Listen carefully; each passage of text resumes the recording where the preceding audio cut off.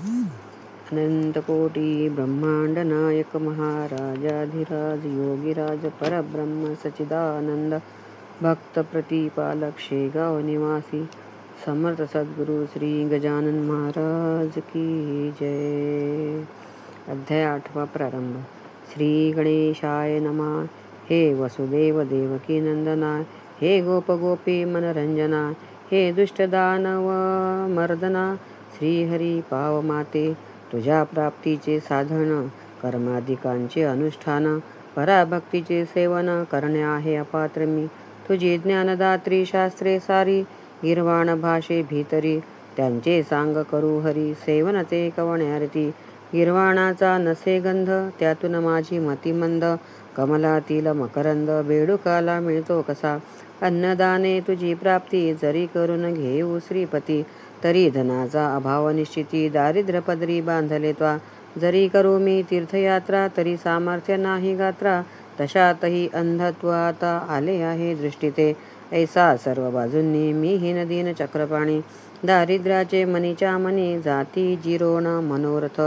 हे व्यावहारिक दृष्ट्या खरे जरी, परी तुझी कृपा झाल्यावरी, स्वानंदाच्या सागरी पोहत राहे अहोरात्र.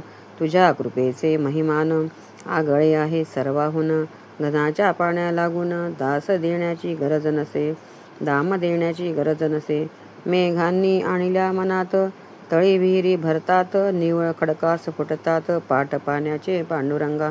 ऐशा त्या तव कृपेचा दास गणू हा भुकेला साचा, घास एखादा तरी त्याचा घाल माझ्या मुखात, तेणे मी तृप्त होईन, अवघ्या सुखाते पावेन. अमृताचा लाभता कण, रोग सारे दूर होती. असो मागील अध्यायी, देशमुख पाटला ठाई, मुक्कामाते दुफळी बाई, येऊन बैसली हे केले. जेथ जेथही नांदे दुफळी, तेथ तेथही करी होळी. अवघ्या सुखांची रांगोळी, हिच्या पायी होतसे. क्षयरोग तो शरीराला, वा दुफळी रोग समाजाला, नेतसे यम सदनाला, प्रयत्न पडती लुळे तेथ. असो तळ्याची या काठावर, देशमुखाचा एक महार, करू लागला चरचर या खंडू पाटला पुढे. पाटील गावीचा अधिकारी, पाटील गावीची पंढरी, काही कामावरून खरी कुरबुर झाली उभयतात. तो असे मर्या महार, देशमुखाचा ज्याला जोर, तो बोलला उणे उत्तर खंडू पाटला करणे. पाटील बदला त्यावरी, तुझी रीतही नाही बरी, गरीबाने पायरी आपली कधी सोडू नये. उणी उत्तरे बोलण्याचा अधिकार आहे देशमुखाचा, तुझ्यासारख्या नकट्याचा नाही हे जाण म्हणे. तरी महार ऐकेना, करू लागला चेष्टा नाना, त्याच्या ऐकोणी भाषणा. पाटील खवळला मानसी, बाचाबाचीचे कारण होते अति क्षुल्लक जाण. कागद ठाण्या लागून पाठवणे होते पाटलाला, तो टप्पा न्यावयासी सांगितले होते महारासी, की तू असाच जा अकोल्यासी, तहसीलीत टप्पा द्याया हा. ते ऐकोनी वदला महार, मी नहा टप्पा नेणार, देशमुखाच्या आश्रितावर तुमचा डोळा हमेशा. काही असो आज दिनी, मी टप्पा न जाय घेऊनी, तुझ्या हुकुमा लागूनी, बोंबा शिमग्याच्या समजतो मी. ऐसे वदनी बोलला, हावभावही तैसा केला, मुठ वळूनी हात नेला त्याने आपुल्या मुखापुढे. ती त्याची पाहुनी कृती, खंडू पाटील कोपला चित्ती. भरी व वेळूची काठी होती पाटलाच्या हातात, त्याच काठीचा केला प्रहार महाराजिया हातावर. पाटील मूळचा जोरदार, त्याने रागी केला प्रहार हा. त्या प्रहारे करूनी हात गेला मोडूनी, महार बेशुद्ध होऊनी पडता झाला भूमीवर. पाटील दुसऱ्या महाराला गेले टप्पा द्यावयाला, तो इकडे वृत्तांत कैसा झाला तो आता सांगतो. तो महार त्याच्या आप्तांनी नेला उचलून देशमुख सदनी, मोडला हात हे पाहोनी देशमुख ते संतोषले. वा वा छान गोष्ट झाली, आपणा कुरापत काढण्याभली ही अनायासे संधी आली, ती उपयोगी न दवडणे. त्यांनी त्या महारासी तात्काळ नेले कचेरीशी, समजाविले अधिकाऱ्यासी खोटे नाटे विविध. कोठेही दोन पक्षात वाकडे आले यत्किंचित, काट्यांचेच होतात नायटे ते अवलोक. फिर्याद त्या महाराची पुस्तकात नोंदली साची, आज्ञा झाली अधिकाऱ्याची, पाटील पकडून आणावया शेगावी. झाली पुकार, उद्या आहे पडणार पाटलाच्या पदी थोर, बेडी करी हातकड्या. ते खंडू पाटला समजले. धाबे त्याचे दणाणले, तोंडाचे पाणी पळाले. झाला अति चिंतातुर. ज्याशे गावी मी वाघापरी वागत होतो आजवरी, तेथेच का हा श्रीहरी प्रसंग आणिला बेडीचा. अब्रुदारास अपमान वाटे मरणाहून मरण, बंधू गेले घाबरून काही विचार सुचेना. खंडू हताश होऊन बसला, तो एक विचार सुचला त्याला. श्री गजानन महाराजांना साकडे हे घालावे, त्या साधूचे वाचून त्या संकटाचे निरसन. करणारा न कोणियान राहिला या वराडी, लौकिकी यत्न करण्याला. बंधू गेले अकोल्याला, खंडू पाटील नीट आला समर्थाकडे रात्रीस. येताच केला नमस्कार, शिर ठेविले पायावर. महाराज आला कठीण फार प्रसंग तो माझ्यावरी. सरकारी कामानिमित्त मी एका महाराप्रत तळ्यापाशी ताडिले सत्य. करातील काठीने त्याचा ऐसा परिणाम झाला, काट्याचा नायटा केला देशमुख मंडळींनी भला. माझे अहित करण्यास त्यानिमित्त कैद मला होण्याचा उद्या प्रसंगाला.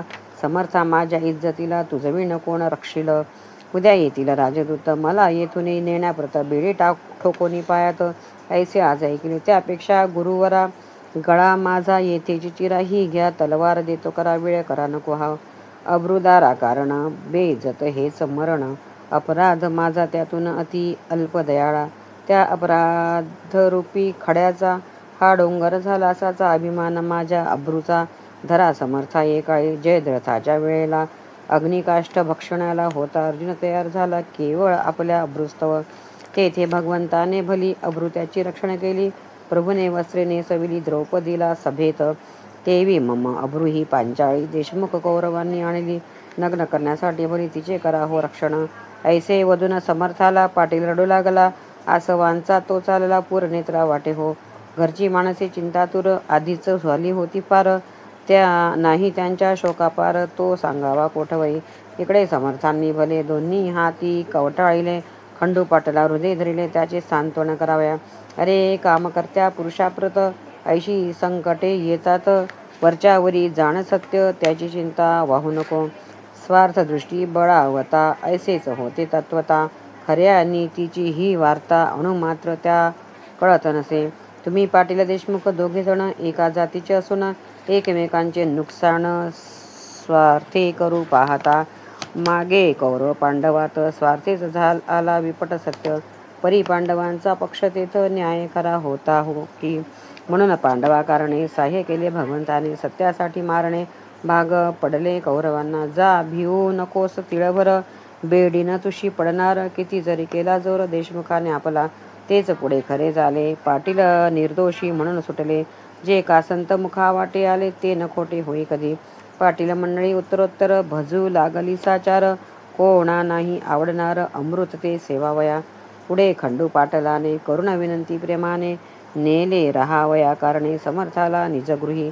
असता पाटील सदनात गजानन स्वामी समर्थ, ब्राह्मण आले अवचित 10-5 तैलंगी. तैलंगी विद्वान असती, कर्मठ वेदावरी प्रीती. परी धनाचा लोभ चित्ती, राही ज्यांच्या विशेष. ते काही मिळेल म्हणून समर्थाकडे आले जाण, तई होते पांघरुणा घेऊन समर्थ निजलेले. त्यांना जागे करण्याप्रत ब्राह्मण म्हणू लागले मंत्र, जटेचे ते स्वरांसहित अति उच्च स्वराने. मंत्र म्हणण्यात चूक झाली, ती न त्यांनी दुरुस्त केली, म्हणून आसनी उठून बसली गजाननाची स्वारी पहा. आणि ऐसे वदले ब्राह्मणाला, तुम्ही कशासाठी वैदिक झाला. हीनत्व वेद विधेला आणू नका रे निरर्थक. ही न विद्या पोटाची, मोक्षदात्री आहे साची. बा डोईस बांधल्या शालीची, किंमत काही रखाहो. मी म्हणतो ऐसा म्हणा, खरे स्वर मनी आणा. उगीच भोळ्या भाविकांना सोंग आणून नाडू नका. जी ऋचा ब्राह्मणांनी म्हणण्यास सुरू केली जाणे, तोच अध्याय समर्थांनी धडधड म्हणून दाखविला. चूक न कोठे म्हणण्यात, शब्दोच्चार स्पष्ट सत्य वाटे. वसिष्ठ मूर्तिमंत वेद म्हणण्या बसला असे. तैलंगी हे ऐकून चकित झाले, अधोवदन बैसले. मुखवरी करण्या आपुले भय मनी वाटले त्या. सूर्योदय झाल्यावर त्याच्या पुढे का होणार, दीपांचा तो जय जयकार. त्यांची किंमत अंधारी, विप्र म्हणती आपुल्या मनी. हा पिसा कशाचा महाज्ञानी, चारी वेद याच्या वदनी नांदतात प्रत्यक्ष. हा विधाताच होय दुसरा, शंका येथे नुरली जरा. हा असावा ब्राह्मण खरा, जातीने की निसंशय परमहंस दीक्षा याची वार्ता न उरली बंधनाची कोणत्याही प्रकाराची हा जीवनमुक्त सिद्धयोगी. काही पुण्य होते पदरी म्हणून मूर्ती पाहिली खरी. हा वामदेव याला दुसरी उपमा न ती द्यावया. असो खंडू पाटलाकडून त्या ब्राह्मणा लागून देते झाले दया घन रुपया दक्षिणा. ब्राह्मण संतुष्ट झाले. अन्य गावा निघून गेले. महाराजही कंटाळले उपाधीला गावच्या. श्रोते खरा संताप्रत उपाधीना असे पडत. दांभिकाला मात्र भूषण होते तिचे. गावाची ये उत्तरेला एक मळा सानिध्याला. या मळ्यात भाजीपाला होता बोवस. एक शिवाचे मंदिर तेथे होते साचार. लिंब तरुंची थंडगार छाया होती ते ठाई. हा कृष्णाजी पाटलाचा मळा होता मालकीचा. हा कृष्णाजी खंडोजीचा सगळ्यात शेवटला भाऊ असे. त्या मळ्यात महाराज आले. शिवालया सनिध बसले. एका ओट्यावरी भले निंब तरुच्या छायेत. समर्थ म्हणाले कृष्णाजीसी मी आलो तुझ्या मळ्यासी काही दिवस राहाव्यासी या श्री शंकरा सन्निध. हा भोलेनाथा कर्पूर गौर नीलकंठ पार्वतीवर. हा राजेश्वर आहे अवघ्या देवांचा. तो तुझ्या मळ्यात रमला म्हणून मीही विचार केला येथे येण्याचा तो भला दे सावली करून. ते वाक्य ऐकले. 6 पात्रे आणविले. ओट्यावरी छप्पर केले. कृष्णाजीने तात्काळ समर्थांनी वास केला म्हणून मळा क्षेत्र झाला. राजा जया स्थळा तीच होती राजधानी. महाराजांचे बरोबर होता पाटील भास्कर. सेवा करणे निरंतर. दुसरा तुकाराम कोकाट्या. खाण्यापिण्याची तस्तुत झारी. निजांगी कृष्णाजी पाटील करी. सामर्थ्य जे जेवल्यावरी तो प्रसाद घेत असे. असो गजानन असता मळ्यात गोष्ट घडली अद्भुत. येथे झाले फिरत फिरत 10-20 गोसावी ते ठाया. समर्थाचा बोलबाला त्यांनी आधीच होता ऐकला म्हणून त्यांनी तळ दिला येऊन या मळ्यामध्ये. गोसावी म्हणती पाटलासी आम्ही आहो तीर्थवासी. जातो रामेश्वरासी भागीरथीला घेऊन. गंगोत्री जमनोत्री केदार हिंगलाज गिरनार डाकोर ऐशी क्षेत्रे अपार पाहिली पायी फिरुनी. ब्रह्मगिरी गोसाव्याचे आम्ही शिष्य आहे साचे. महाराजही आमुचे आहेत सांप्रत बरोबर. हे महासाधू ब्रह्मगिरी ज्यांचा बंदा गुलाम हरी. ती मूर्ती आली घरी तुझ्या पूर्व भाग्याने. शिरापुरीचे आयाचित आम्हा द्यावे तुम्ही त्वरित. लागे जो ओढण्याप्रत गांजा तोही पुरवावा. 3 दिवस येथे राहू. 4थ्या दिवशी येथून जाऊ. पाटील नका कष्टी हो साधून घ्या ही पर्वणी. तुम्ही पोशीला मळ्यात वेडा पिसा नंगाधूत. मग आम्हा देण्या अयाचित मागे पुढे का पाहता. गाढवासी पोशिती गाईस लाथा मारती. ते का म्हणाचे सन्मती ते म्हणावे सन्मती. पहा विचार करून. आम्ही गोसावी वैराग्य भरीत. जाणतो अवघ्या वेदात. मर्जी असल्या मळ्यात या पोथी ऐकावया. कृष्णाजी म्हणे त्यावरी उद्या घालीन शिरापुरी. आज आहेत भाकरी त्याच जाव्या घेऊन. जितुका गांजा ओढाल तितुका तेथेच मिळेल. तेथे चालता बोलता कंठणीळ बसला आहे पत्र्यामध्ये. 2 प्रहारची वेळा खरी. घेतल्या चुण भाकरी. मळ्यात येऊन विहिरीवरी बसले गोसावी भोजना. समर्थाच्या समोरी एका छपरा भितरी गोसाव्यांनी लावली करी आपापली कडासने. ज्यांचा जो होता महंत ब्रह्मगिरी नामे सत्य तो भगवद्गीतेप्रत वाचू लागला अस्तमानी. गोसावी श्रवणा बैसले. गावातूनही काही आले पोथी ऐकावया. भले त्या ब्रह्मगिरी गोसाव्याची नैनन चिंधती. हा श्लोक निरूपणाचा होता देख. ब्रह्मगिरी पक्का दांभिक स्वानुभवाचा लेश नसे. निरूपण त्याचे ऐकले गावकऱ्यास नाही पटले. त्या आपसात बोलू लागले हा नुसता शब्दच्छल. सारे पोथी ऐकल्यावरी येऊन बैसले पत्र्याभितरी. गजाननाच्या समोरी संत दर्शन घ्यावया. लोक म्हणती छपराला निरूपणाचा भाग झाला. येथे पत्र्यास बैसला स्वानुभवाचा पुरुष हा. तेथे ऐकला इतिहास. येथे घेऊन या त्या पत्राची या ठाया. चालेली चिलीम गांजाची. पत्र्यात पलंगाच्या वरी बसली होती समर्थ स्वारी. चिलीम भरून वरच्यावरी प्याया देई भास्कर. त्या चिलीमाच्या विस्तवाची ठिणगी पलंगी पडली साची. ती पडताना कोणाची दृष्टी न गेली तिच्यावर. काही वेळ गेल्यावर निघू लागला धूर. पलंग पेटला अखेर एकदम चहूबाजूंनी. तो प्रकार पाहता भास्कर बोले सद्गुरुनाथा पलंग सोडा शीघ्र आता या खाली उतरून. लाकडे ही पलंगाची आहेत की सागाची. ती न आता विझायाची पाण्या वाचून दयाळा. तई समर्थ बोले देवाचे भास्करा अग्नी विझविण्याचे कारण नाही. तुलासाचे जल मुळीच आणू नको. अहो महाराज ब्रह्मगिरी या बसा पलंगावरी. तुम्हा आहे अवगत खरी भगवद्गीता साकलले. त्याच्या परीक्षेची वेळ आणली हरीने तात्काळ ब्रह्मांड जाळी अनळ याचा प्रत्यय दाखवा. नैनचिंतित श्लोकावर व्याख्यान केले. कप्रर आता का मानिता दर या पलंगी बसण्याचा. जा जा भास्करा लवकरी ब्रह्मगिरीला करी धरी आणून बसवी अत्यादरी या जळत्या पलंगास. ऐशी आज्ञा होता क्षणी भास्कर गेला धावणी ब्रह्मगिरीचा सव्य पाणी धरिला त्याने निज करे. भास्कराचे शरीर धिप्पाड सशक्त पिळदार तो गोसावी त्याच्या समोर शोभू लागला घुंगुरडे. पलंग पेटला चौफेर ज्वाळा निघू लागल्या थोर परी महाराज आसनी स्थिर हलले मुळी न इतुकेही. श्री प्रल्हाद कयाधुसुत उभा केला अग्नीत हे लिहिले पुराणात श्री व्यासांनी भगवती. त्या लिहिल्या गोष्टीचे प्रत्यंतर दाविलसाचे मळ्या माझी कृष्णाजीचे श्री गजानन साधुनी. ब्रह्मगिरी म्हणे भास्करासी मला न न्या पलंगापाशी महाराजांच्या अधिकाराशी मी नाही जाणितले. ते न मानी भास्कर ओढीत आणला परपर उभा केला समोर आपल्या सद्गुरु रायांच्या. नयनन दहती पावक हे खरे करून दावा वाक्य ऐसे बोलता महाराज देख गोसावी परम घाबरला. गोसावी म्हणे भीत भीत मी पोटभऱ्या आहे संत शिरापुरी खाण्याप्रत मी झालो गोसावी. माझ्या अपराधाची क्षमा साच करी शांतीधामा केला खटाटोपरी कामा गीताशास्त्र शिकण्याचा. तुला पिसा मी म्हणालो आता पस्तावा पावलो मी दाती तृण धरून आलो शरण तुला अभय दे.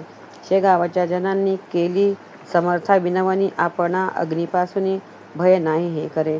तरी महाराज आमच्याकरिता खाली यावे लवकर आता अशा स्थितीत पाहता तुम्हा आम्हा धडकीवरे.